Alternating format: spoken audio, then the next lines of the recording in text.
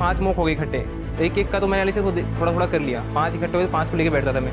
इनमें से मतलब एक पैटर्न बनता है वो आपका कि इस टॉपिक के क्वेश्चन लगातार गलत हो रहे हैं, फिर मैं वो देखता है किस टॉपिक्स के लगातार गलत हो रहे हैं, कहाँ पे लगातार गलती हो रही है, फिर उस टॉपिक को रिवाइज करना, फिर अगला मॉक देना।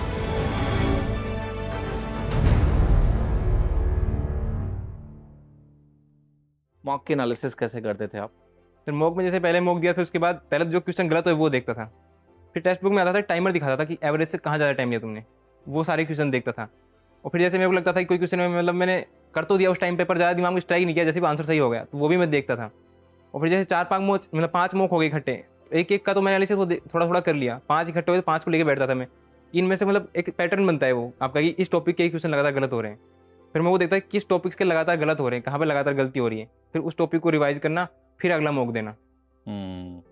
रितेश, एक सवाल है यहाँ पर। एक बहुत अच्छा पॉइंट आपने रेज किया जो आई थिंक अभी तक किसी ने डायरेक्टली इसके बारे में बात ही नहीं करी थी। कि आपने बोला कि एक मॉक दिया उसको तो एनालाइज करते ही जा रहे हैं, लेकिन जब इकट्ठा हो गए मेरे पास 5 मॉक, तो वहां से पैटर्न एनालिसिस, आई थिंक यही सबसे इंपॉर्टेंट स्किल है जो लोगों को समझना है।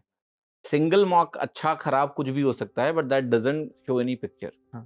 When you see the pattern कि भाई मेरा ये टॉपिक बार बार क्यों गलत हो रहा है, ठीक है, वहीं की एरिया है कि यहाँ मुझे इंप्रूवमेंट की नीड है, ठीक है।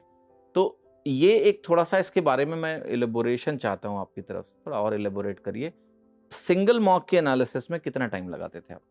सिंगल प्री का मॉक होता था तो मैं आधे घंटे में एनालिसिस हो जाती है, आधे घंटे के अंदर अंदर। कोई नोट्स वगैरह, बुक मार्क वगैरह कुछ बनाते थे आप? नहीं, बुक मार्क वगैरह नहीं बनाता था मैं, मतलब जैसे कोई टॉपिक का नाम लिया, टॉपिक में लगा था क्वेश्चन गलत, तो टॉपिक का नाम में लिख लेता था कि इस टॉपिक को पढ़ना है।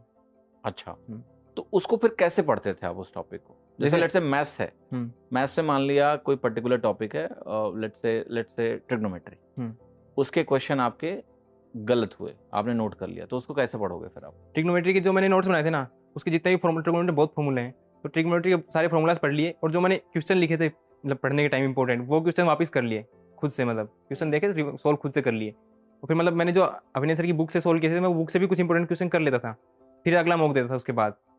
मतलब एक मॉक की कमी जो निकली उस पर थोड़ा काम किया, फिर अगला मॉक दिया। यही सारे सब्जेक्ट्स में किया आपने? हाँ, ऑलमोस्ट। ठीक है, हर विषय में ऐसा किया।